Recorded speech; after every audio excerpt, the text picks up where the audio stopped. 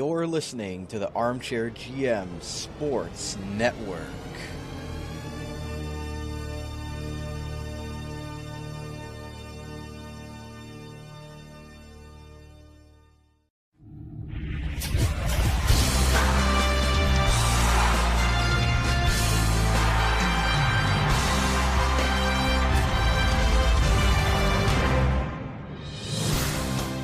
You're listening to the Niagara Hockey Lowdown Team Canada Edition, your source for all IIHF Hockey Canada-related news, discussions, and analysis of tournaments like the Winter Olympics, World Championships, World Cup, and World Juniors from right here in the Niagara region.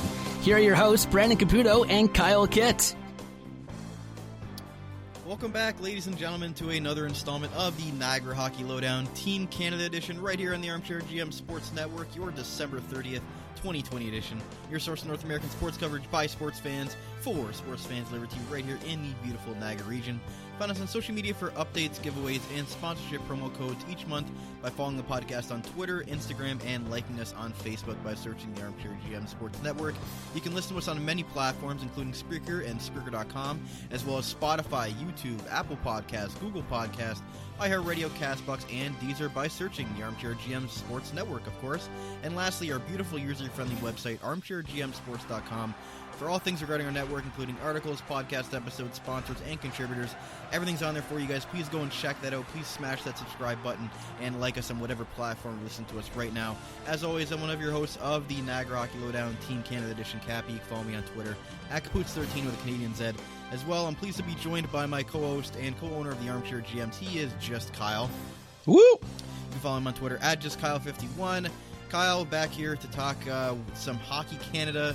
World Juniors continuing on here. We had the Boxing Day game blowout against Germany, and we're here to talk about the games against Switzerland and Slovakia, and for the most part, most of the same story as we saw in the Germany game, at least for we saw in the Swiss game, maybe a little bit of a sleeping pill against Slovakia, but for the most part, Canada continuing to roll 3-0 in this tournament now. Yeah, everything's kind of just going the way everyone expected the tournament was going to go, demolishing teams that are not even close to Canada's level. And I kind of saw Slovakia being the closest game out of the prelim games that we were going to have, except, not speaking, of course, about Finland, which we'll get into, but it's tough when you see like a 10-0 game or 16-2 game as they went against Germany. It's just, I don't know. It makes it tough to watch sometimes, and it's like, okay, like I spend my Boxing Day watching a 16-2 game. Like it's weird. It's almost like sometimes you have that second thought of like, should these countries even be in this tournament if they're just going to get demolished every single time by the powerhouses? But we have seen Switzerland out of previous tournaments and over the years recently, their hockey program getting a lot better. It's just they ran into a Canadian team that's more stacked than usual with a bunch of first-round picks. So obviously the score definitely reflected that. But yeah, 19 first-round picks on Canada this year. It's just, like, again, it's probably due to, like I said in one of our previous shows, that maybe a few of these guys would be NHL caliber if the NHL was happening right now. So, I mean, you can kind of look back at the 05 team where, because of the lockout, you had guys like Crosby, Bergeron, a lot of guys. Oh, yeah. Jeff Carter. Tavares. Was Tavares on that one? No, he was too young. No. Shea Weber, Mike Richards. There was a lot of guys on that team that probably were NHL ready and were going to play in the NHL, but because of the lockout, they had nothing to do, so they came down and played on a kind of stacked World Junior team. So I kind of feel like it was kind of juiced at that point, kind of like this installment of Team Canada, just pretty ridiculous. But with that said, I mean, Switzerland, they, like you mentioned, are well known around the hockey world of one of the countries that are really starting to take a lot of strides. They've gained the most strides in probably the last 10 years over any other hockey country that's kind of trying to build themselves up.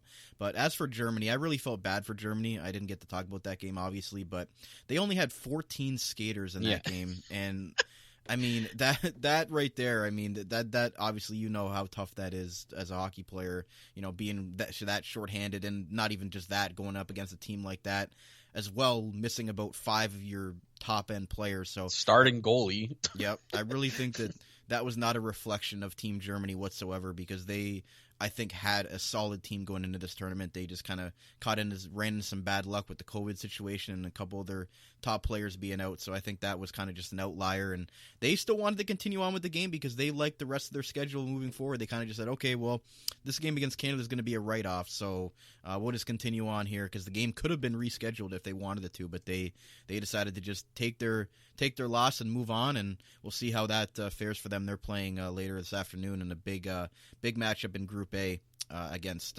Switzerland, so that'll basically determine who's going to the relegation game at this point.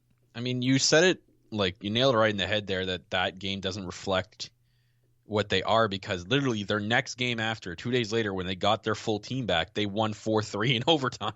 Yeah. In a close game against Slovakia. So it was extremely that was tougher to watch in the Switzerland game. Because knowing a team is extremely shorthanded, they don't have their starting goalie. They had a top 3 NHL drafted player in the team who was obviously showing frustration near the end of the game. And then we actually got to see a third string goalie play and get demolished by Team Canada. So it was really tough to watch. But you see Germany, I mean, they could wrap up this tournament 2-2 if they win today against Switzerland, and that at least puts them out of the relegation conversation if they win today. So today is a massive game for them. Mm-hmm. So and they've got some very top end talent. Germany's finally starting to break through. Them too. Yeah, they're finally starting to get some top end talent. We obviously know that what Leon Draisaitl is in the NHL now, but I mean, Tim Stützle, JJ Peterka, obviously Elias has had a coming out party in this tournament as well, and they're also missing another really top player whose name is escaping me, the first round pick of Chicago, Reichel. Reichel's the other guy who's not playing. Cider for Detroit, who's playing in the SHL. Yeah, so they have some really top end talent that are not playing in this tournament. So I like you mentioned, I don't think that's a reflection on Germany at all. I think that it's just an unfortunate circumstance. But as for Canada, let's move on here. And Slovakia, Kyle, that was yikes, a sleeper. I mean, 3-1 game, basically 2-1 with the empty netter. You had Jordan Spence scoring the only goal for most of the game up until the third period. But go ahead and quickly talk about Jordan Spence's journey, because they were talking about it on the broadcast, and it was pretty interesting. I had no idea. Like, I had zero information about this kid before the tournament. Like, I had like a small idea that he was there, but like I had no idea about his story. And when we found out, I think it was the first intermission about his story, and I was like, "Are you kidding me? Like, what? Like, it's something you don't hear very often, that's for sure." This kid who was born in Australia, grew up in Japan, and lives in Canada, has Canadian citizenship. What a journey. And then scores the first goal of the game. Yeah. And that's not even his – that was luck too, because he was only playing because Schneider got suspended for the previous game for that hit he did on the German player, which literally that was like last minute that information came out. Wasn't that like an hour before the game that the information came out that he was suspended? Yeah, it was pretty late. Like, if you're going to suspend a guy, shouldn't you let the team know ahead of time? So, like, he must have been, like, at least half dressed or, like, in warm-ups or something. Mm-hmm. And then they're like, nah, you can't play today. Yeah, and good for Spence getting in there, and with little to no cold time. Yeah. I mean, little to no, basically, game action. Goes in there and scores basically the only goal for Canada in the whole game. See how happy he was? That kid was fired up. Like, he does the whole grabbing the ice celly. Like, I love doing that in beer league, by the way. That's like my favorite celly. But he was so ecstatic, and rightfully so, right? Obviously, he knows in the back of his head that, you know, this is going to be an opportunity for him to shine and show what he's worth, and what a way to do it, getting the first goal of the game. Like, that was pretty awesome moment, and learning his story after. Mm-hmm. But this game in general was really tough for Canada, and I knew it. I knew in the back of my head that this was not going to be a walk in the park. We weren't getting another 10-1, 9-1, 8-1, whatever game. I know Colin had predicted like 6-0, and I kind of went along with him in the last show. But this was very tough for Canada. Like, it was only 1-0 till the third. Yeah, and I mean, it wasn't like Canada had like whatever 56 shots like they had against Switzerland. I mean, Slovakia's defense, like, they played a very defensively sound system. They only held Canada to 22 shots. So I mean, that in itself, I feel like, is a great accomplishment for Slovakia, who obviously does not have anywhere close to the talent that Canada does. And they, like you mentioned, I think that was very solid by, obviously, Slovakia. They're sitting third in the group right now, and obviously they were a tougher test than maybe Canada had expected them to be. I mean, late goals, obviously, the Phil Thomasino goal late in the third period, Kyle, that was just a thing of beauty. I think we've seen that many a times covering the Niagara Ice Dogs, where Phil Thomasino played most of his junior hockey career.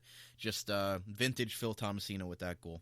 Yeah, that was a very, very sweet goal. I mean, just the breakaway, the accuracy of the shot, and to be able to do that while being like the defenseman, the Slovakian defenseman was literally right on top of Thomasino, and like really making it hard for him to and making him work for that goal, and he sure did. And this is another moment where Thomasino has definitely shown in this tournament why this guy deserves to be in the top six, and why he's not playing top 6 minutes is beyond me. I know it's tough when you have a team full of first round picks, but you got to make it work for someone that's working this hard and is really shown in that, you know, this 100-point season he just had in UHL was not a fluke. Like, this guy is the real deal.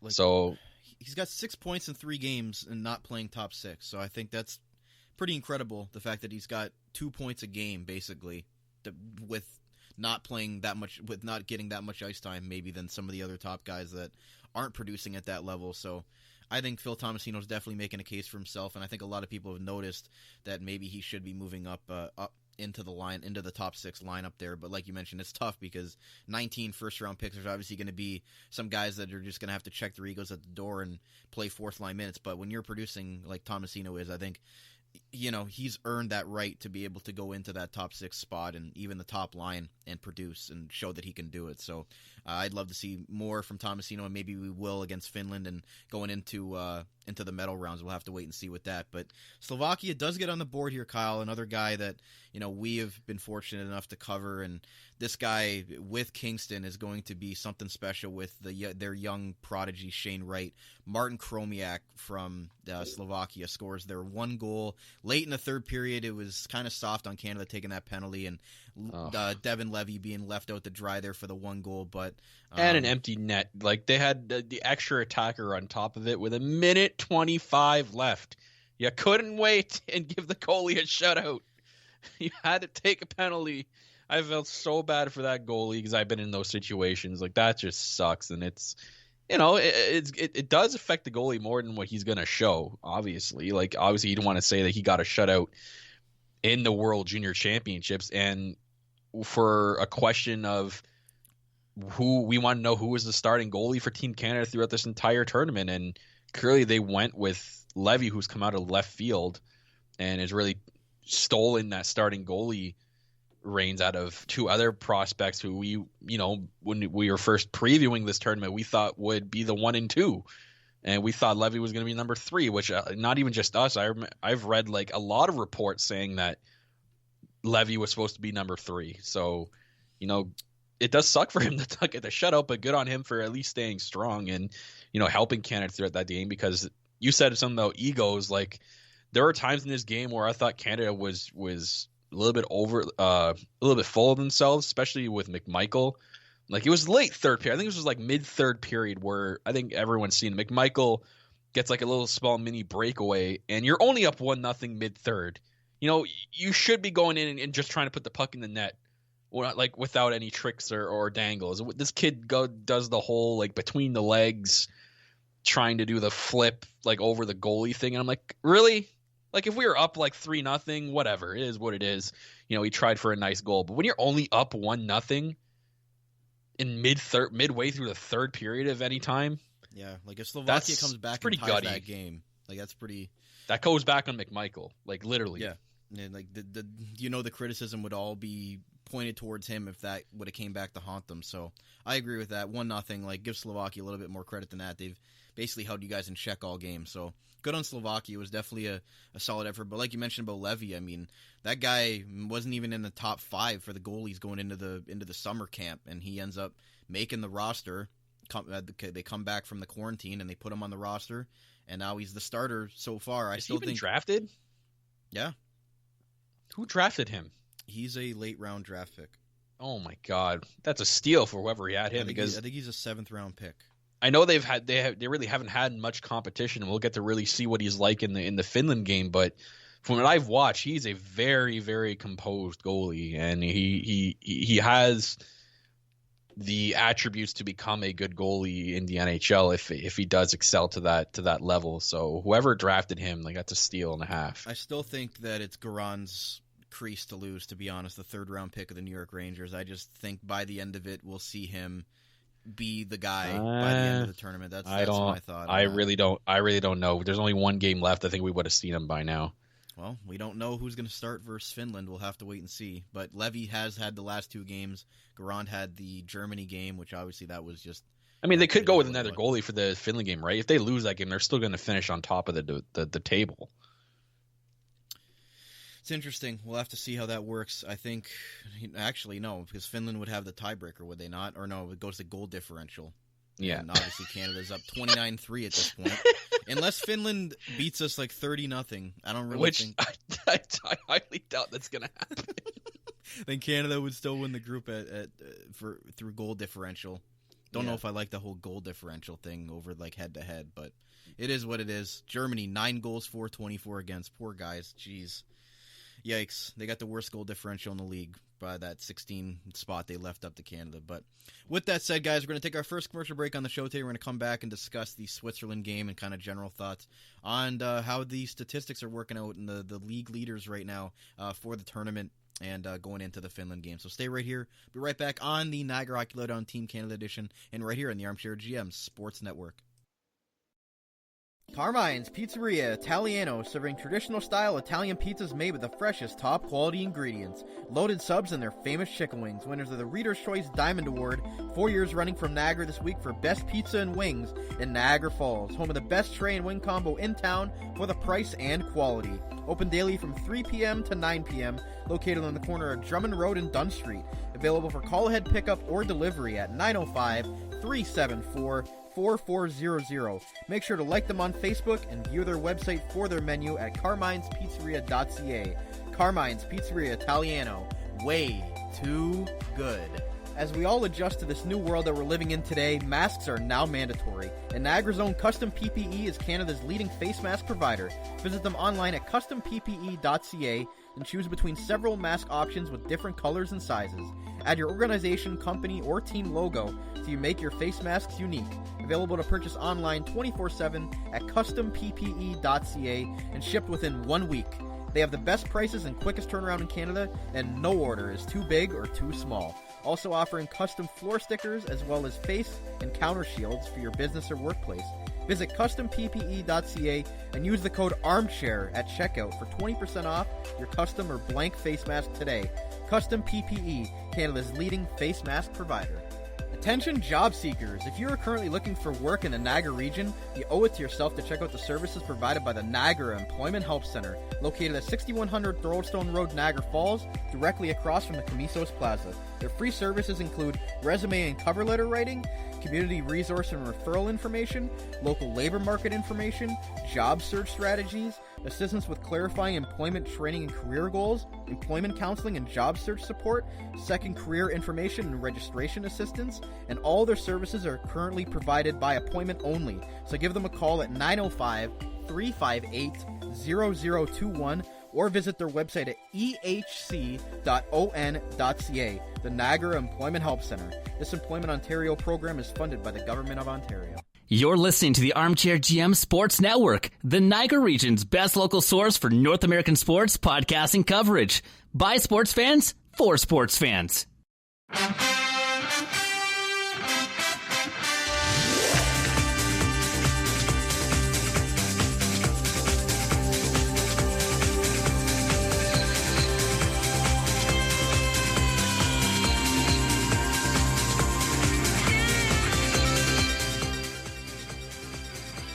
Ladies and gentlemen, welcome back to segment 2 of our Niagara Hockey Lowdown Team Canada edition. Cappy and Kyle back with you here. And Kyle, I didn't let the IIHF song run as long as I wanted it to. There's actually an hour loop of this song. We should just have a podcast That's what I'm one laughing day at. of just I can't believe you told me that. listening to an hour loop of this song. I can't believe you told me there's an hour loop of this damn song. What? Yeah, there's a video on YouTube. Check it out. I believe there's an hour loop of the IIHF song.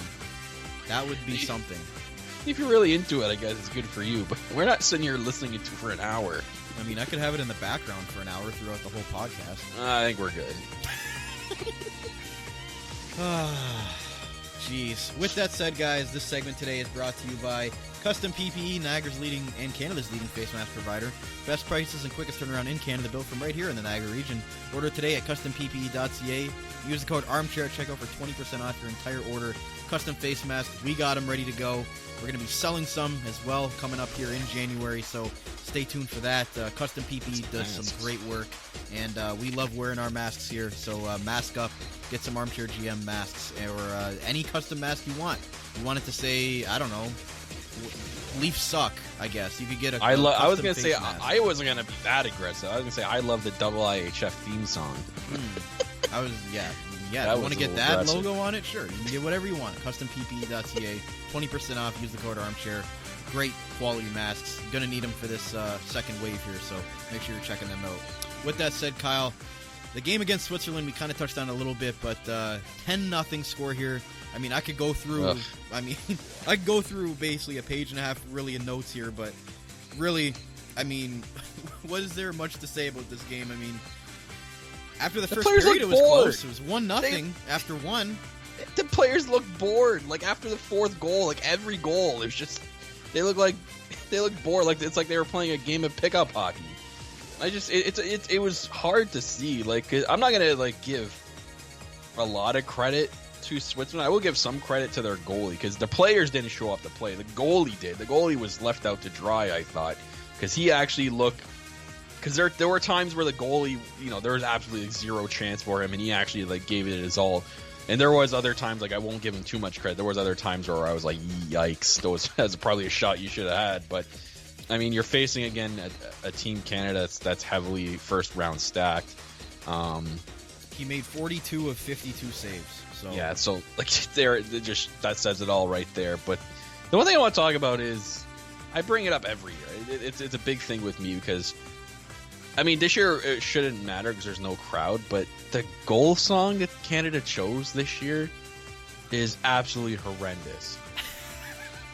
Like some modern country,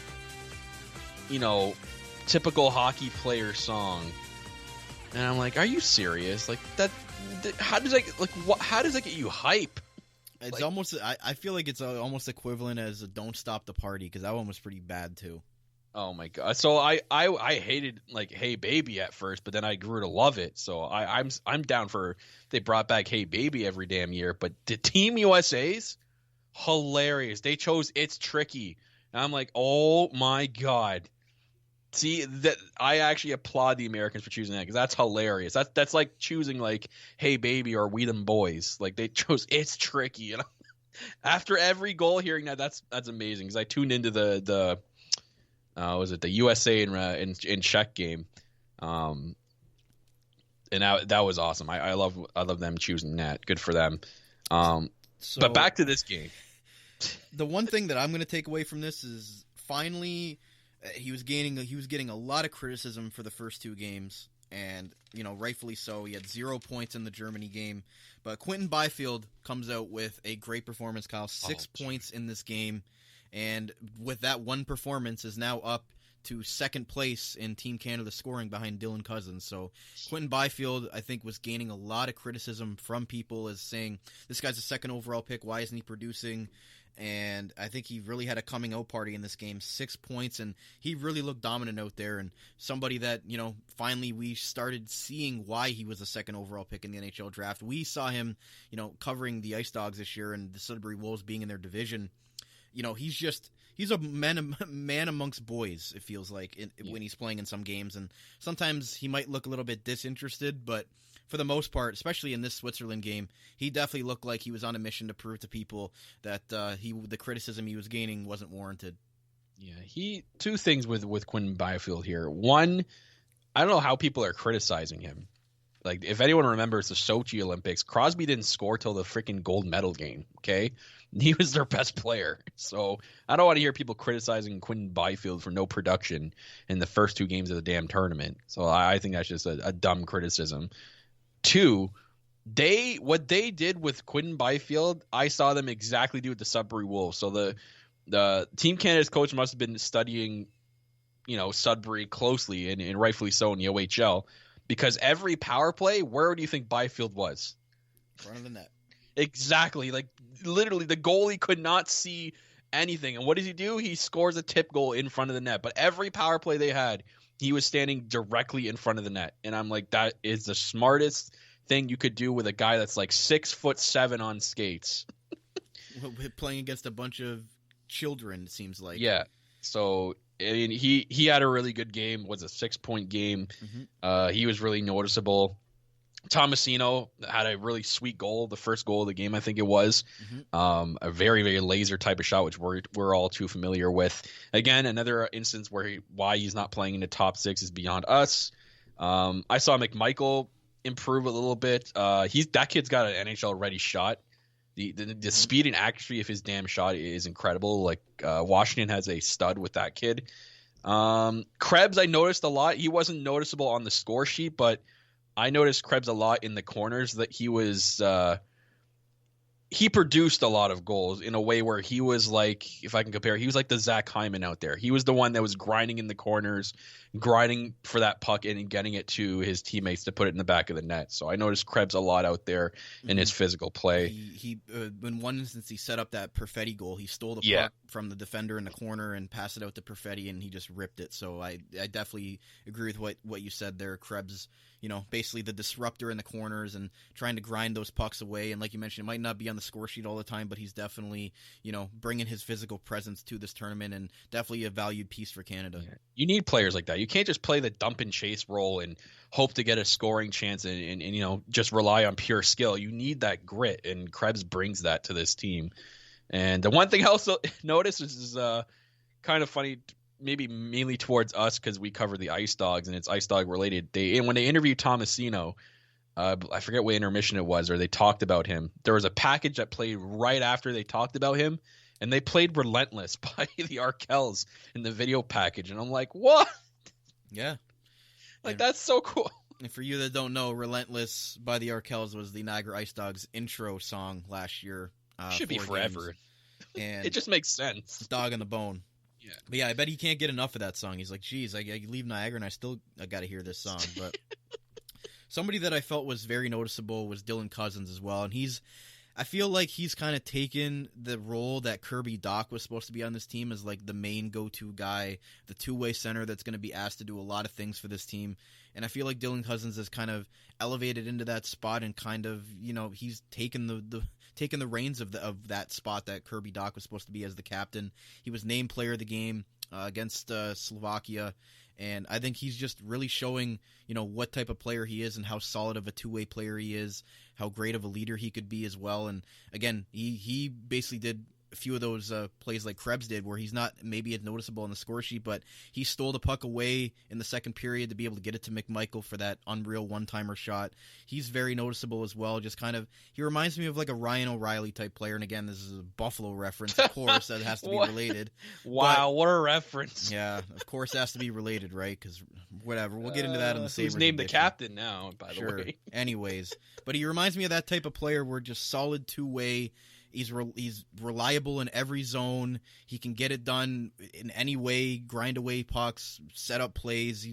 He's really taken over for me as the go-to guy for Canada, and that's, putting the Sabres bias part aside. He's just been very noticeable out there and basically taken the reins from Kirby Dach, who unfortunately obviously had that injury and will not be continuing in the tournament. He's going to be out for.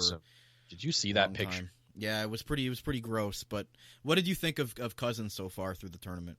Well, he's definitely improved since last year, because I remember him on the team last year, and there's a night and day difference between last year and this year. So he's definitely improved, and he's definitely living up to his reputation, especially a high draft pick by the Buffalo Sabres. I think you're right when you say he's taking really the the reins of captain and leadership of this team and kind of put the team on his back. And I think they probably should have just named him captain after Kirby Doc got injured, and they decided to go with alternating captains. As much as everyone, there's some other players that deserve maybe to have captain. I think Dylan Cousins, out of anybody, probably should be the captain, like for good, like for the rest of the tournament. But I'm not the decision maker on Team Canada. But You're right, he's definitely very, very noticeable out there as well, and definitely probably one of Canada's best players right now, because every aspect of his game has improved since last year. Last year he was there, but he wasn't as noticeable as he was this year. And it's crazy. I think he still probably would have been noticeable even if Lafreniere was here. I think you probably could have seen those two guys play together, which would have been sweet.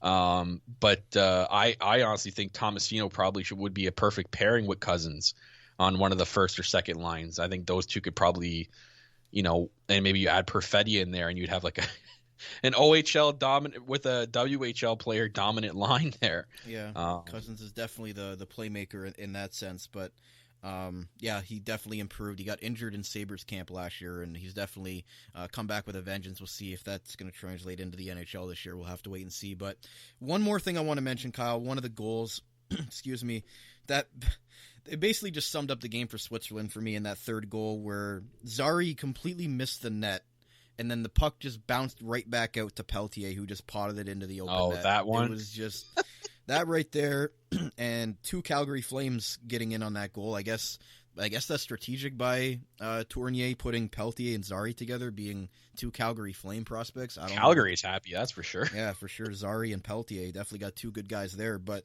yeah, it was just like they completely missed the net wide, and then the puck bounces out like Joe Louis Arena style, and Zari's there to just pot it in. I felt so bad for the Swiss goalie, but that in a nutshell right there was just how the game went for Switzerland. There was nothing going well for them whatsoever. Yeah, it was just tough to watch. Like I don't know what else to say about this game. Like it was a 10-0 game. Like you can't. What else do we need to dissect that we have just talked about? I know, and again, like the shots on goal, I believe Canada almost had as many shots as Switzerland had, or had as many goals as Switzerland had shots late into the third period. I don't think anything's gonna top the USA-Austria game. I'm just saying that right now. That was ridiculous. Yeah. But Switzerland, they had 8 shots in the third. They only had 7 through 2 periods, so they doubled their shot total in the third period, I guess. So they still got outshot 52-15, Kyle. So not a good look for Switzerland, but again, it was to be expected. And if anyone didn't know, USA only won 11-0 in Austria, but the shots were 73-10. So put that in perspective there. Yeah. The goalie had 62 saves on the other side. Couple of blowout games, which is to be expected, I guess, in this tournament. But like you mentioned, it's kind of hard to watch sometimes for people. Even as the fan of the team that's winning that by that much, I don't even think anybody wants a game like that to happen. It's just it's not fun at all for either side, obviously. But shout-outs to Giancarlo Chanton, Ice Dog. He looked really impressive. Like I know it's tough to watch when he's losing 10-0, but from what I've seen on Twitter and a lot, he's really shown that he's improved since last year for the Ice Dogs. So that's a good sign for the Niagara Ice Dogs that Chanton, he's getting this World Junior experience and that he's shown that he's really improved since last year. So that'll be a really good sign that, you're going to have more than just like 4 defensemen battling for a top 4 position role in the defensive side of the Ice Dogs team this year. Yeah, definitely a consolation in a 10-0 loss. It's hard, even when they give out the player of the game to the Swiss guy, and they lose 10-0, and he's like, really, like, what do I deserve here? So no Tissot watches being handed out this year, Kyle. Obviously, yeah, what the heck, man? I guess they're doing the social distancing thing. They don't want all those people out there handing out the crazy mascot. They usually have like a nice attractive woman handing out the watches to these kids, and probably from Sweden or somewhere. And they hand out these nice Tissot watches, which those are quality watches. Those are expensive, but kind of miss seeing that as the players getting those watches. I don't think they realize how much money these things are. But anyways, Kyle, let's end the show off today with talking about just our general thoughts on how the tournament's going so far with the standings and looking towards Finland tomorrow night on New Year's Eve, unfortunately, I will be missing that game as I work, unfortunately. But with that said, Finland, obviously, like you mentioned, they're not going to win the group because of goal differential. But if they beat Canada tomorrow, I mean, that's pretty huge for them. They're still probably going to finish second in the group, regardless if they win or lose. And they play Slovaks tonight. It's gonna probably a few factors will play out of the Slovak game. We'll see where Finland sits, and it'll probably determine on what goalie they start for Team Canada. Mm-hmm. Because if Finland's winning, you're most likely gonna go with Levi. Like you're gonna roll with what you've played all tournament. But if Finland loses, and there's really no point in playing Levi, I'd say you're probably gonna see one of the other two play. Yeah. So you're saying if Slovakia wins this game tonight, it's Finland. They kind of need that last game against Canada to kind of stay in the number 2 spot, because Slovakia would kind of move into that spot possibly. It's just ridiculous seeing the goal differential. Canada is a standout. Like you have Sweden in first on the other side. Well, I mean, it's a 3-way tie, but you look at their goal differential, like 11-1. Like Finland's only 9-4. Like USA is 21-5, but Canada is freaking 29-3 in goal differential. Like that is ridiculous. How about Austria? 1 goal for 22 again. In 3 games, they've only have 1 goal. Like, why are they even in this tournament? I'm sorry, but like, it's hard to watch. If only they had Thomas Vanek and Michael Grabner playing. It kind of looks like it's going to be Switzerland and Austria, and that sucks for Switzerland, man. I'd imagine they'd win that relegation game to stay in the tournament. Yeah. But can you imagine they lose? Yeah, that would be really bad for Switzerland. So I wonder who's winning the B tournament. Is it Belarus going to come up again, or Denmark going to come up next year? I want to see Team England come in. No, it's going to be Belarus or Denmark. Those guys are like... I'd say probably Denmark. Those guys are the powerhouses of the B tournament. But you got like an alternating 3, Austria, Denmark, and Belarus every year. Who's coming in?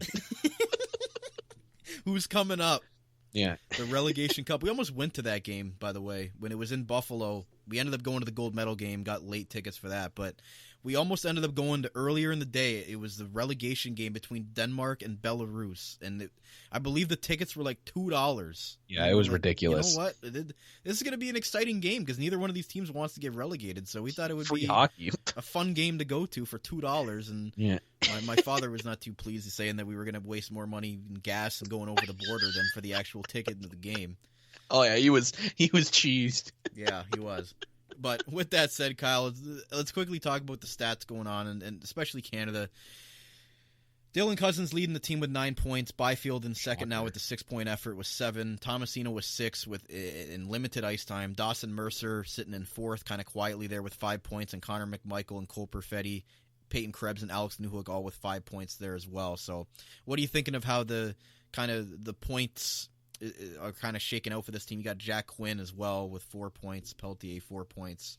So how do you feel like the distribution has been so far? Obviously missing out on Kirby Doc, no Alexis Lafreniere, but these guys are still managing to put up points, and for some of them in limited roles as well. Yeah, pretty even. It's across the boards. You have even top scoring for your entire team. That's only points towards a good sign. Like the only points that you're getting secondary score, like they're getting secondary scoring plus some. So that can only mean good signs for the medal rounds when they do come up. That if you out of the prelim games, if you have a full team scoring and producing, that's only a good thing. If you had like only 2 players producing and everyone else down at like 2 or 3 points, I think there'd be cause for concern that you're not getting a lot of secondary scoring, which you're going to need in this tournament, especially when you get to the higher medal rounds. So this can only mean a good thing.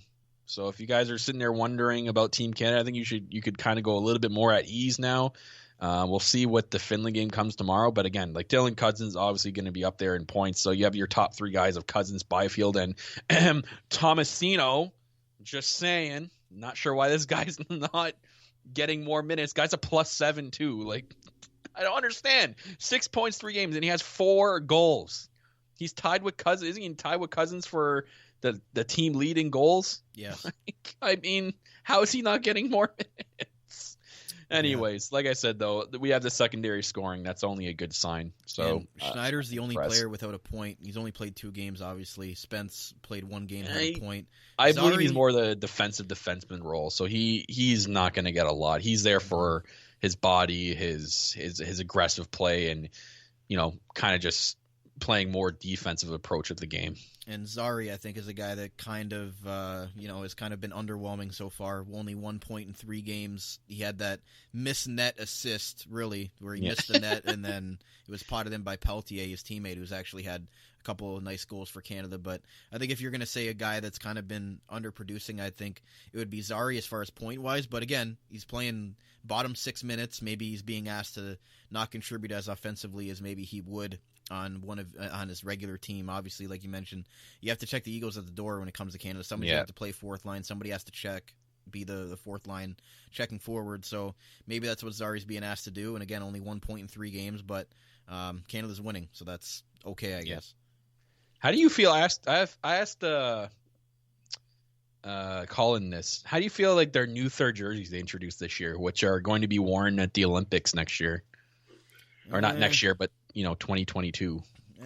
These jerseys they're wearing now, the red ones, like the red ones, like those are like, this is Canada across, and it's got the white leaf underneath. It's okay. I'm not really a fan of the home jerseys they're wearing this year. I think so, like the black shouldered ones, with the Canada, like New York Rangers style going across. Yeah, I like the other. I like the original Hockey Canada with the black shoulders. Can they still use that? I don't remember. I don't forget what I forget. It's weird. I think there's a certain IIHF tournament that they're not allowed to wear that. The Olympics, they're not allowed to use that. Okay, but I mean, for these tournaments, yeah, they're allowed to use them. So I guess they're kind of just showcasing them for that. But I want them to go back to just the regular Hockey Canada logo and either the whites or the reds or the blacks, because I think those are really, really nice jerseys. But before we end the show today, Kyle, let's quickly touch on Finland, because this could be a scary team. They've got some very solid prospects. We talk about Anton Lundell. So quiet. I've heard nothing about him. I know, and they're such a sound team. Like, every year, to me, Finland is just, no matter where they are with their talent, they're always going to be a solid team. They always play the best team game, I feel like, out of any country. They're just like a well-oiled machine in Finland, and it's never an easy game when you play Finland. They're just the team that just won't go away. They're just relentless. And they're just like a thorn in your side. They might not end up winning the game, but they're gonna go at you for the full 60 minutes, and it's gonna be a grind because they play such a defensively and team sound game. So you say it right, they're scary. And when I say scary, it's because you see that their last 2 games. Their 2 games of the tournament, they won only 5-3 against Germany, and they only won 4-1 against Switzerland. So you compare that to the scores of Canada against both those teams, it's night and day. But are they being that team that is doing this on purpose, saving every amount of energy that they have for the Canada game so they can just blow them out of the water? I wouldn't say blow them out of the water, but it's definitely going to be a tough game. It's not going to be a blowout game, because Finland never is a blowout only game. 9 goals in 2 games. I mean, that's normal, but they faced Germany and Switzerland, who Canada scored at least 10 goals each against.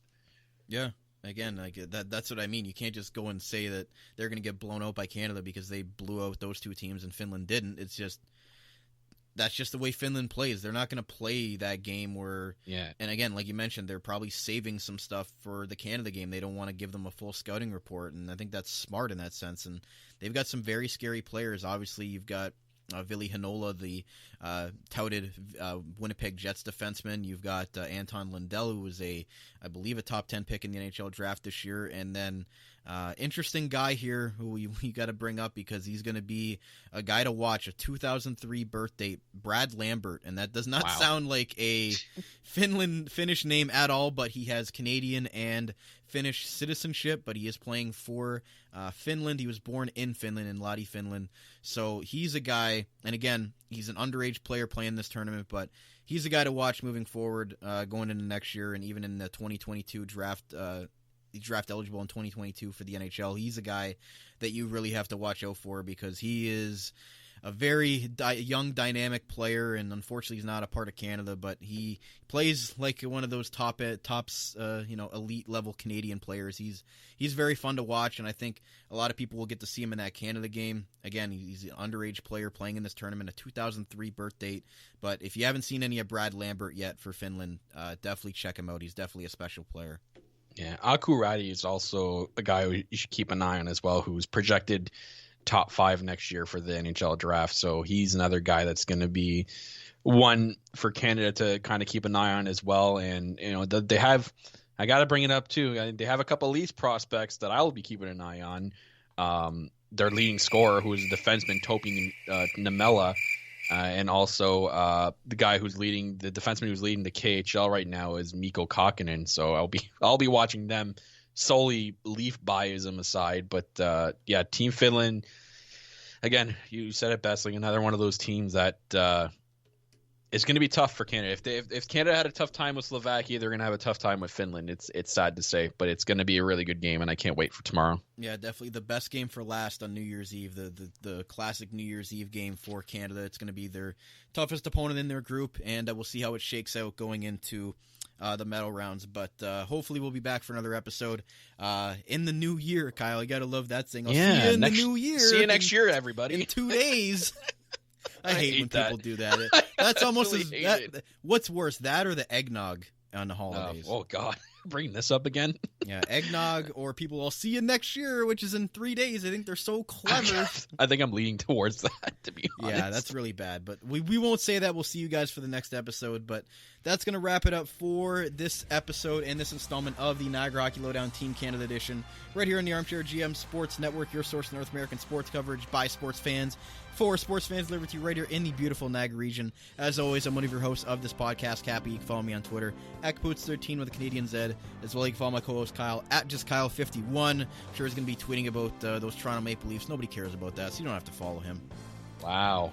And a big thank you to all of our great sponsors who help put us on, support the network, keeping the show on the air. Make sure you're checking out the local sponsors and your local businesses during this time. It's very, very important what they're going through right now. Tell them the Armchair GM sent you, and maybe they'll hook you up. And finally, to you viewers out there for tuning in and listening along for this episode, you Hockey Canada fans out there, great time during the holidays. We always love it. I guess I can't say Merry Christmas anymore. It already happened. Gotta hate those people, too, that say Merry Christmas after Christmas has already happened. Those people bother me, too. But with that said, Happy New Year. We'll see you guys for next year for the recap of the New Year's Eve game against Finland. Hopefully we're talking about a W. But once again, this has been the Niagara Hockey Lowdown Team Canada edition on the Armchair GM Sports Network by sports fans, for sports fans. Go Canada, go, and for the love of God, get rid of that country song as their goal song, please.